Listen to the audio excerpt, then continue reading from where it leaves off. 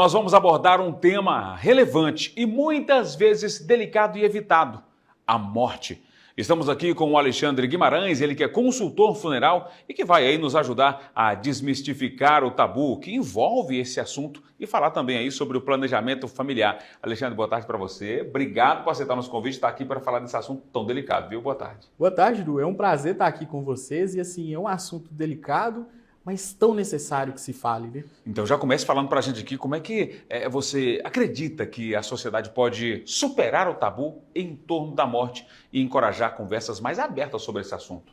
Então, um dos pontos principais é de fato falar sobre a morte, porque por mais difícil que seja, por mais que traga sentimentos para a gente, falar desse momento é importante para quando ele de fato chegar, não é se, mas quando, que a gente esteja preparado para isso. Importante mesmo. Agora, Alexandre, quais são os principais obstáculos que as pessoas elas enfrentam em relação ao planejamento funerário?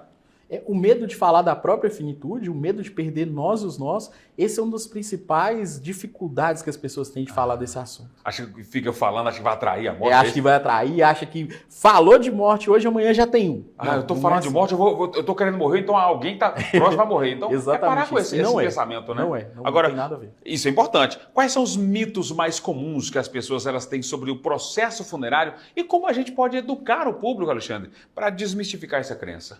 Bom, o primeiro, as pessoas acham que assim que fala de morte, que já vai atrair. Isso não é verdade. E outra coisa que as pessoas têm muito medo também são dos custos, né? Porque sempre ficou no imaginário das pessoas que quando tem um funeral, os custos são muito caros, é muito difícil.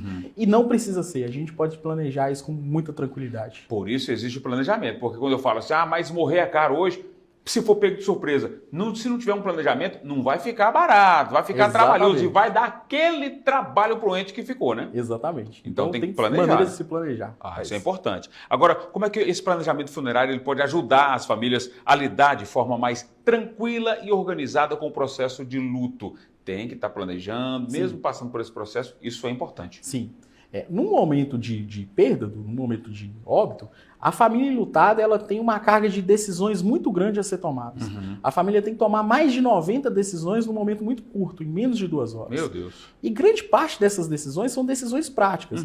Quem vai ligar para avisar os familiares, se vai ter velório, onde vai ser o sepultamento ou cremação. E a maioria dessas decisões a gente consegue realizar isso bem antes, de maneira tranquila, de maneira antecipada, com o planejamento. Agora, quais são os benefícios práticos e emocionais de se planejar antecipadamente os detalhes do funeral? Tanto para a pessoa que está ali se preparando, quanto para os familiares. Tem que estar sempre planejando e não é nenhuma loucura.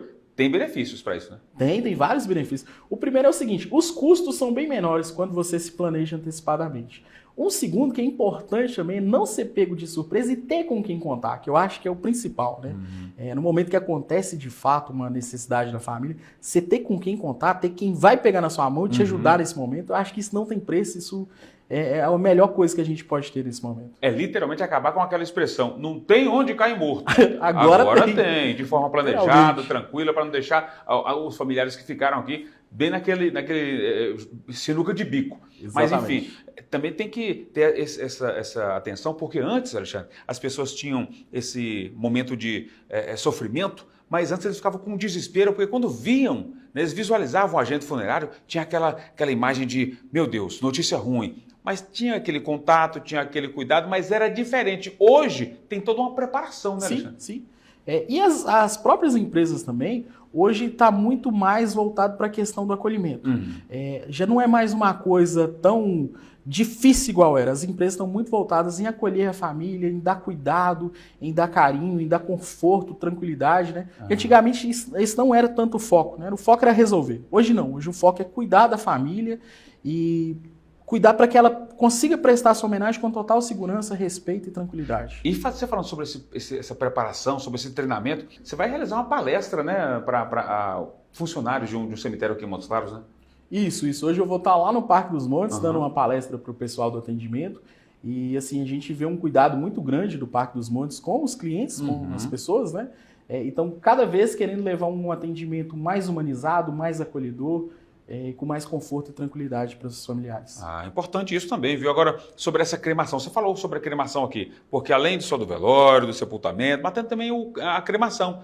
Fala um pouco sobre essa situação, porque parece que a cremação é um processo ecológico sustentável, é isso? Sim, hoje a cremação é o processo de destinação funeral mais ecológico que a gente tem e também, por mais incrível que pareça, é um dos mais acessíveis e econômicos. Então é super acessível a todos. Não é aquela coisa mais só de novela, de aspargir no mar. Hoje é super tranquilo e super acessível. Porque a gente vê muito isso nos filmes, vê muito isso nas novelas e tal, mas tem sempre um protocolo a ser seguido, tudo com as liberações ambientais, tudo certinho, para que a cremação possa acontecer. E também realmente é muito acessível. As pessoas falam muito, quando chegar o meu momento, eu quero ser depois do velório, das homenagens, que as pessoas já pensam nisso também. Exatamente. Querendo ou não, de acordo com a sua correria, a sua luta, a sua vida, as pessoas também merecem homenagens, não só pós-vida, e em vida também. Mas quando a morte chegar, as pessoas, eu quero ser cremado e minhas cinzas quero que sejam jogadas ao mar. Ou seja, então esse processo já vem sendo pensado por várias pessoas antes mesmo do momento chegar. Exatamente, exatamente. É hoje tem uma possibilidade muito grande do que se fazer com a cinza e também infinitas possibilidades de homenagem, né? De fazer o que a pessoa era importante para ela em vida, a gente consegue fazer isso também. Bacana demais, rapaz. Isso é bacana mesmo. Agora eu queria te agradecer pela presença aqui, rapaz, pelas informações, pelas respostas, desmistificando muita coisa. Então, gente, o pessoal está em casa acompanhando, está pensando que, mas eu não vou falar de morte que vai atrair, eu não quero planejar não, aí eu vou pagar planejamento funerário? Tem que se pensar assim, é algo que muitas pessoas já aderiram, tem onde, tem como. E fica tão tranquilo, tão suave todo mês para você pagar, para pensar, para quando você se for, não dá trabalho para a família que ficar aqui, né? Exatamente. Alexandre, obrigado pela presença aqui. Imagina, eu que agradeço. Volte mais vezes para a gente bater mais papo aqui. Claro, volto tá bom? sim. Leva um abraço para nossa amiga Letícia lá, viu? Obrigado. Boa tarde para você, volte mais.